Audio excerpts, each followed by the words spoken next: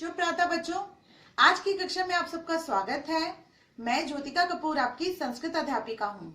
आज की कक्षा में हम पंचमा पाठा पश्या का आगता इस पाठ का अभ्यास कार्य करेंगे।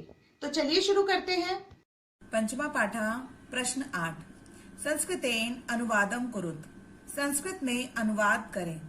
बच्चों यहाँ कुछ वाक्य ना हिंदी में दे रखे हैं, हमें इन वाक्यों को संस्कृत में जो है बदल करके लिखना है, उसका अनुवाद करके लिखना है। तो बड़े ध्यान से अब देखिएगा। पहला वाक्य है नमस्ते, कॉमा लगा है, सब ठीक है। तो आपने नमस्ते का आपको पता है, जब हम किसी को विश करते हैं संस्कृत में तो हम क्या बोलते हैं, नमो नमः। तो यहाँ पर सब ठीक है यानी कि नमस्ते, तो हमने नमस्ते के लिए लिया नमो नमः, फिर हमने भी कॉमा लगाना है। सब ठीक है, सब के लिए हमने लिया सर्वम। ठीक है कि कुशलता यानी हम कुशलता बता रहे हैं, तब हम लिखेंगे कुशलम अस्ति। है के लिए लिया हमने अस्ति। तो बना आपका वाक्य ये नमो नमः सर्वम कुशलम अस्ति। नमो नमः यानी नमस्कार, सब कुशल है। आइए दूसरे वाक्य पर। मैं शीघ्र ही आती हूँ। मैं यानी कि एक सर्वनाम शब्द है। सर्वनाम शब्द हमने संस्कृत में मैं को लेते हैं अहम। शीघ्र के लिए लिया हमने शीघ्रम। ही के लिए लिया एव, क्योंकि अव्यय पद है, आपको जैसे पता है कि ही के लिए हम एव शब्द का प्रयोग करते हैं। आती हूँ, बच्चों आती हूँ से सबसे पहले हमें ये ध्यान रखना है कि ये कौन से टेंस में दे रखा है। तो आपको ये पता है ये आपका कौन सा टेंस चल रहा है, यानी कौन सा काल चल रहा है। आती हूँ यानी कि आपका ये लट लकार का काल चल रहा है, प्रेजेंट टेंस का काल चल रहा है। तो इसलिए हमने जाने को हम कहते हैं गम धातु गच्छ जाना, और आने को हम कहते हैं आगच्छ। तो इसलिए हमने यहाँ पर एक शब्द लिया आगच्छामि, यानी आने का बना आगच्छ। और क्योंकि अहम शब्द उत्तम पुरुष का एक वचन है, इसीलिए हमने उत्तम पुरुष का एक वचन की क्रिया आगच्छ में बनाई, जो बना आगच्छामि। बच्चों हमेशा याद रखना कि कर्ता के हिसाब से ही क्रिया को लगाना होता है। अगर कर्ता उत्तम पुरुष एक वचन में है तो क्रिया भी उत्तम पुरुष एक वचन में होगी। यदि कर्ता मध्यम पुरुष में दे रखा है तो क्रिया भी मध्यम में होगी। तो आपने इन सब बातों का ध्यान रखना है जब भी आप संस्कृत में अनुवाद करें। मैं था उत्तम पुरुष एक वचन में, तो हमने उसी के हिसाब से उत्तम पुरुष एक वचन की क्रिया को लगाया है लट लकार में। अहम शीघ्रम एव आगच्छामि, तो क्या बना, अहम शीघ्रम एव आगच्छामि, मैं शीघ्र ही आती हूँ। आइए तीसरे वाक्य पर। भोजन बहुत स्वादिष्ट है। इसमें ध्यान दीजिए, स्वादिष्ट है, ये जो शब्द है इसे पता चल रहा है कि ये जो है इसका भी टेंस जो है यानी लकार लट लकार है, ठीक है।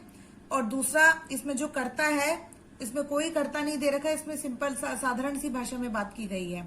तो भोजन के लिए हमने लिया भोजनम, बहुत के लिए लिया अति, स्वादिष्ट के लिए लिया स्वादु, और है के लिए लिया अस्ति। बच्चों क्योंकि भोजन एक वचन में यहाँ पर है, एक वचन में, तो हमने यहाँ पर क्रिया भी है यानी एक वचन में लेनी है अस्ति। तो भोजनम अति स्वादु अस्ति, ऐसे वाक्य बनेगा आपका। आइए अगले वाक्य पर। चित्र बहुत सुंदर है, धन्यवाद। बच्चों यहाँ पर ना जो कर्ता है वो आपको सिर्फ एक वचन में दिखाई दे रहा है, लेकिन यहाँ पर जो क्रिया है शब्द लगा, देखिए उस पर बिंदी लगी है, यानी कि चित्र जो है वो बहुत सारी मात्रा में है, यानी बहुत सारे चित्र हैं। तो यहाँ पर कर्ता भी बहुवचन में है और क्रिया भी बहुवचन में है, तो हमें इसको उस हिसाब से इसका वाक्य बनाना होगा। तो चित्र शब्द के लिए हम लेंगे चित्राणी, यानी बहुत सारे चित्र। बहुत के लिए लेंगे हम अति, सुंदर के लिए लेंगे हम सुंदरम, और हैं के लिए लेंगे हम संति। आपने अस धातु पढ़ी होगी ना, अस धातु के रूप जैसे चलते हैं अस्ति स्तः संति, मैंने करवाया हुआ आपको। तो वही है के लिए, बहुत सारे है के लिए, बिंदी वाले है के लिए हम क्या लेते हैं, संति। तो इसलिए यहाँ पर अस्ति के स्थान पर हमने संति का प्रयोग किया। धन्यवाद के लिए धन्यवादम।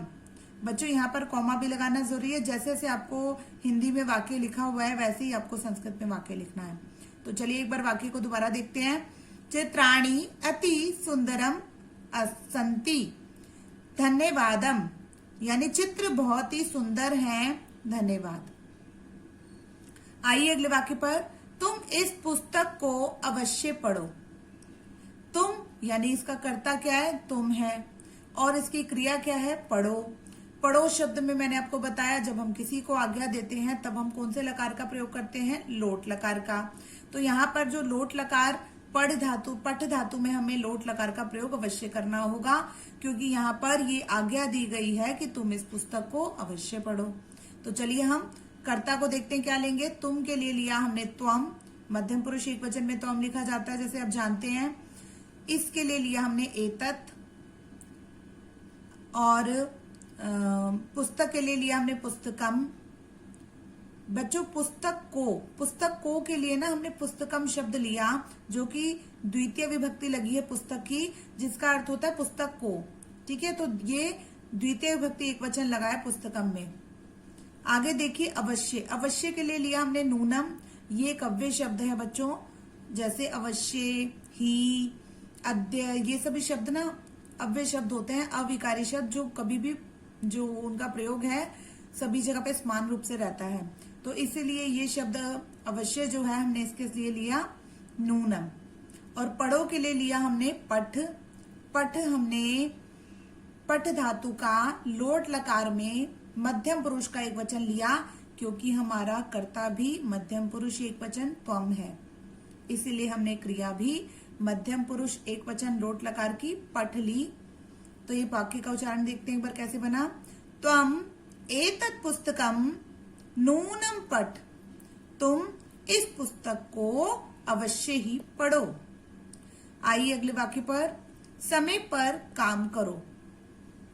बच्चों यदि हम जैसे हम बोलते हैं कि हम कई ऐसी लोकोक्तियां हैं संस्कृत में भी, या सूक्तियां हैं जिनके अनुसार हम जो ये दूसरों को शिक्षा देती है, यानी शिक्षा देती हैं। तो यहाँ पर समय पर काम करो, ये भी एक शिक्षादायक जो है वो सूक्ति है। तो इसको हम इस तरह से लिख सकते हैं, समय पर यानी समय अनुसारम, कार्य के लिए काम के लिए हमने लिया कार्यम, करो के लिए लिया हमने कुरु। जिस भी शब्द के आगे तुम ना दे रखा हो और क्रिया में हम लोगों को किसी तरह की आज्ञा दे रखी हो, जैसे समय पर काम करो यानी कोई एक बोलने वाला है वो हमें आज्ञा दे रहा है कि तुम लोग समय पर काम करो, तो यहाँ पर अपने आप ही कर्ता जो है त्वम बनेगा और इसकी क्रिया जो होगी वो मध्यम पुरुष एक वचन की ही लगेगी। करो के लिए हमने तभी कुरु लिया है, इसलिए मैंने यहाँ पर क्रिया शब्द के बच्चों लोट लगा के रूप भी लिखी है। आप एक बार इसका उच्चारण देख लो। करोतु कुरुताम कुर्वन्तु, कुरु कुरुतम कुरुत, करवाणी करवाव करवाम। ये लोट लकार में मैंने पीछे भी आपको गम धातु और पट धातु के लोट लकार जो हैं सिखाए हैं, तो ये क्री धातु के लोट लकार भी आप एक बार अच्छे से समझ लीजिए। यहाँ पर मैंने कुरु, यहाँ पर मध्यम पुरुष का एक वचन लिया, क्योंकि मुझे पता है यहाँ पर अगर त्वम नहीं दे रखा तो भी इसका अर्थ त्वम ही होगा कि तुम समय पर काम करो। कई बार त्वम शब्द नहीं प्रयोग में लाया जाता, तो समय अनुसारम यानी समय के अनुसार ही काम करो। समय पर काम करो या समय के अनुसार काम करो, दोनों ही शब्दों का एक ही अर्थ है बच्चों। मैं आशा करती हूँ आपको प्रश्न 8 और ये क्री शब्द के रूप अच्छे से समझ आ गए होंगे। यदि इस कार्य में कोई भी ऐसी हो जो समस्या आपको उत्पन्न हो रही हो, तब आप मुझे कमेंट बॉक्स में जरूर लिखें। आज के लिए इतना ही। आपका गृह कार्य है कि आपने ये अपना कार्य पत्रिका को अपनी कार्य पुस्तिका में पूर्ण करना है। धन्यवाद।